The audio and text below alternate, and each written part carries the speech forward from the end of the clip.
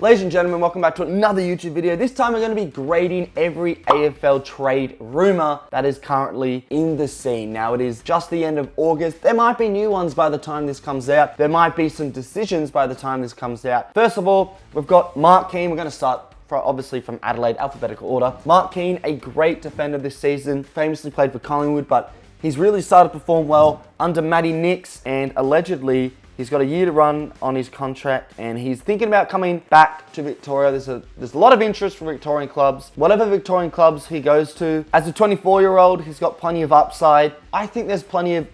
I think Essendon could suit him. Collingwood would suit him again. I feel like there's quite a few teams in Victoria that need a defender. Richmond not being one of those teams, but let's just say he goes to Essendon, and I think this would be a B trade. Like, pretty good, but not amazing. Brisbane, Devon Robertson. Now, he played a lot in 2023, but he hasn't really played in 2024. He turned out a contract offer last year from West Coast, and he's at Brisbane until 2025, but he might be wanting to go. Now, he might be regretting turning down that West Coast contract. Let's just say he joins the West Coast Eagles as the rumour. We'll give it an A. Jack Martin at the Carlton football. Now, Carlton have a lot of players here, so prepare yourself, Carlton fans. Jack Martin, we all know he was a high-price recruit from Gold Coast, but injuries had predominantly kept him down. He's had a lot of money at Carlton. If I'm Carlton, I'm really seeking a trade to get this guy out of my club. Now, he's attracted interest from many clubs, most notably Fremantle, looking like he might go down to Perth. Is this a good move?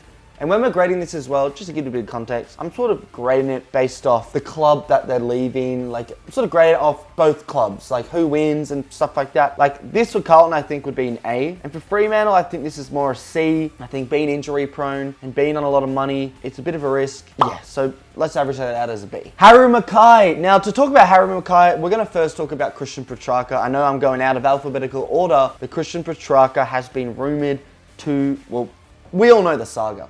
He's sick of Melbourne. There's no drive there. He's worried that Melbourne are going to slip further and further down the ladder throughout the years. Where's the ambition? There's culture problems. Petracca is a winner, as many players are, by the way. He's not different to other players.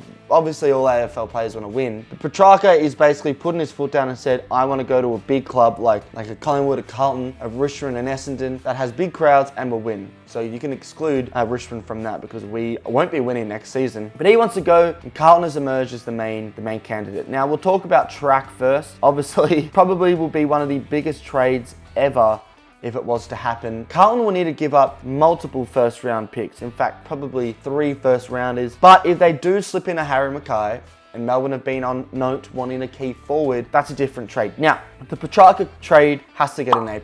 If you're looking at it from the scope of Melbourne, it's an F. They're losing their prize recruit. But for Carlton, and maybe we should grade this based off what the team getting them gets. For Carlton, getting Petracca will be an A+.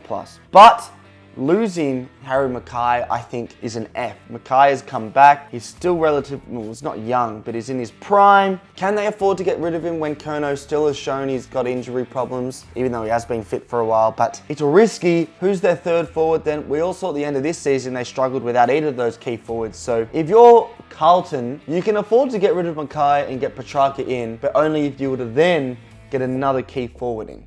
And I think that's the big problem there. Now, Petracca, A+, that's a massive story. And I think if he leaves, then Melbourne are officially done for the next 10 years. That it will rattle that club completely. Mackay going to Melbourne, I think Mackay is a sole forward. Does it work? I'm not sure. And at Melbourne, how many key forwards have failed? Wiedemann's failed. Ben Brown's failed. Shacky's failed. Nothing seems to work there. So Harry Mackay, I think, going to Melbourne is probably, we'll give it an A, but not an A+.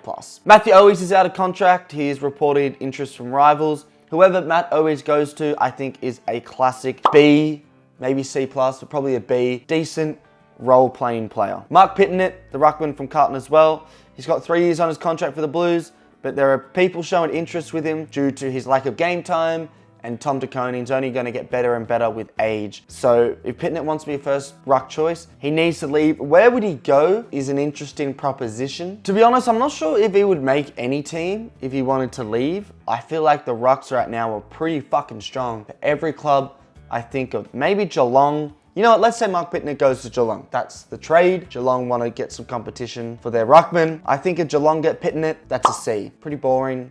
He's nothing special. Now, Jacob Weitering, he's expected to stay at the Blues, but he's apparently been offered nearly a $12 million deal by St Kilda. He's out of contract by 2025.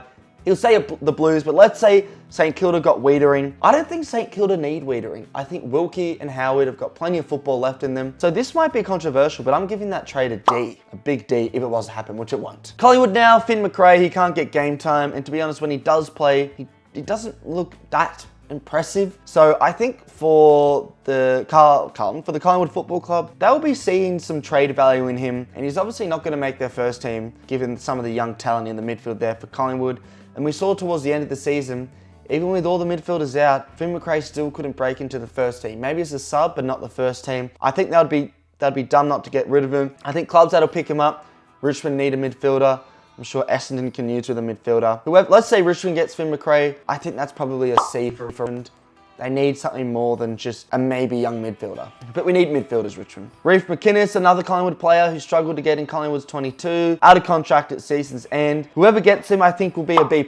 I think he's a really impressive player. I would definitely have him at Richmond. John Noble has requested a trade to Gold Coast for family reasons. I think John Noble is a phenomenal footballer. The real interesting thing is, Rioli, who we'll talk about a bit later, is also going to Gold Coast. Rioli and Noble play as that sort of halfback running role. So if Noble goes there, I think Rioli starts over Noble every day of the week. Dimmer loves Rioli, and Rioli is also arguably all Australian quality. I think Noble's really good, and I think this trade probably suits Gold Coast to have some depth in that position, even if Rioli goes too. And I think this trade gets an A. And he obviously, when a player requests a trade to your specific club, it means they want to play there. So it's all that little bit better. Joe Richards from Collingwood, Port Adelaide, giving him a 4-year contract. He's had a good start to his career. I think this is an A. I think he's an impressive player. He's got a lot of upside. If you watch him in the VFL, he's played some good football. Any club who picks out of premiership teams like Collingwood, like maybe Sydney if they win, they're smart because there's obviously a multitude of talent that's not going to make the final 22 that'll want to play some football. Essendon, Dylan Shield's going to be going to St Kilda. I mean, this saga's been going on for a while, and I think this is disastrous for St Kilda. Think if Essendon get him off, that's an A for Essendon, but we're talking about this for St Kilda. I think it's an F. It's a shocking trade. They're getting rid of Sebros to bring Dylan Shield in, who can barely keep fit. It's ridiculous. St Kilda, what the fuck are you doing? Jake Stringer's been sort of in the news. He did hit a contract trigger to stay at Essendon, but there's been talks about him going elsewhere. I think if any club gets Stringer, they would be stupid. I think Stringer would be stupid to leave Essendon, who've given him so much.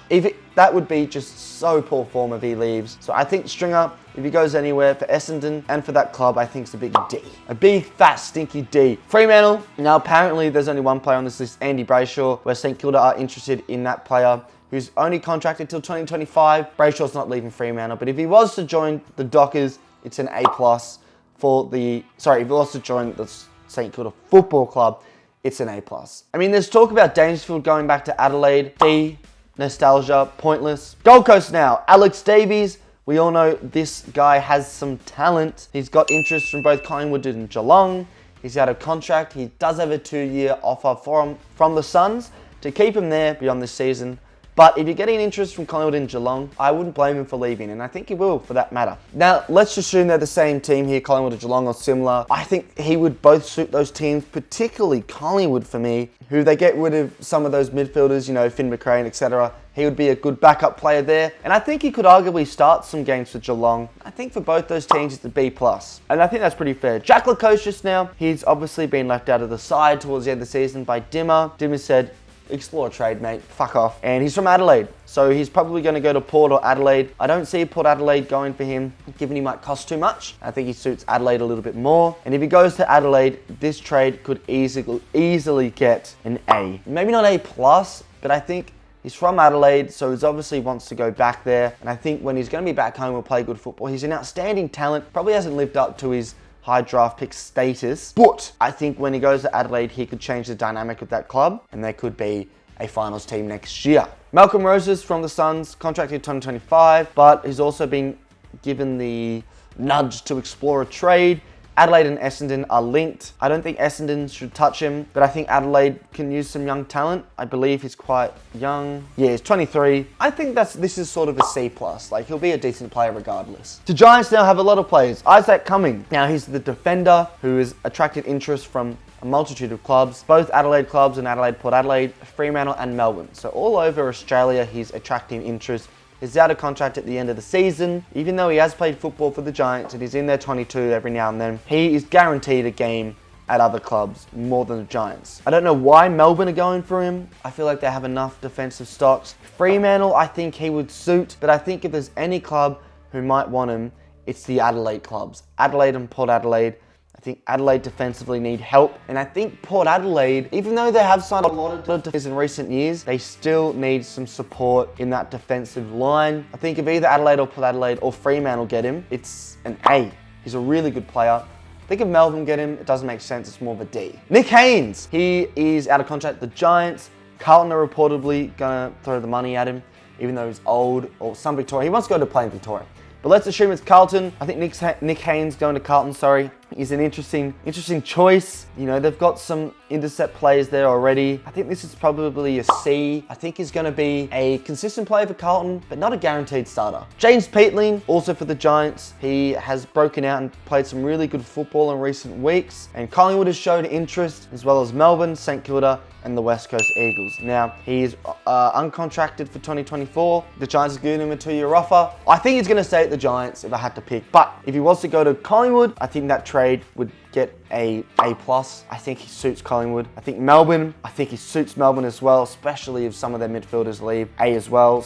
In fact, all these teams, especially Melbourne and St Kilda and West Coast, dying for midfielders. Collingwood are going to rotate a lot of midfielders. I think this guy's going to be high prize possession if he doesn't take that contract offer from the Giants. A+ anywhere. Harry Perryman from the Giants, really good player. Now he's yet to recommit to the Giants despite a 6-year contract offer. Hawthorn apparently tabled a 5-year offer from him. Port Adelaide are also in the hunt. If he goes to Hawthorn, Harry Perryman, I think that trade gets a B. I think he's a good player, but I've never been overly convinced with Perryman, to be completely honest with you. He's a good player, but can Hawthorn spend their money better? Maybe. And lastly for the Giants, Connor Stone, out of contract. You know, he's a former first-round pick. He's got interest from players, from teams. I think he should go to Hawthorn, to Richmond, one of these young teams. We'll give it a C+ wherever he goes. But if the Giants are really serious, they should probably keep him. Hawthorn now, Ned Reeves, obviously.